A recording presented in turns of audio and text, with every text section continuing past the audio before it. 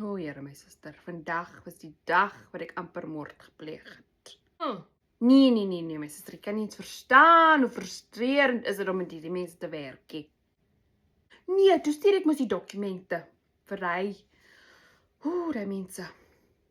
En toe verstaan hulle mos nou nie hoe om die ding oop te maak nie. Nou, hoekom is dit nou meer probleem? Toe sê ek vir hulle moet mos 'n dobby gebruik. Toe vertel hulle vir my, ek moet die dinge op 'n ander PDF wat se ding maak. Toe vra ek mos vir die klinkie se seun. Ja, klinkie se kind man. Vra ek vir hom, hoe moet ek hierdie ding maak? Toe kom vertel hy vir my, ek het te veel mails in my mailbox. Nee, Here. Nou vertel my tog, ek wil tog hierdie stuk weet.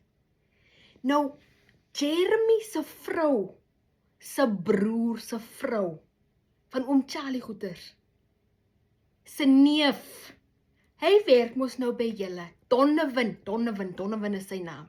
Nou vertel vir my, nou hoe gaan dit daar? Nee, my suster, hy gaan nie uitwerk nie. Weet jy wat?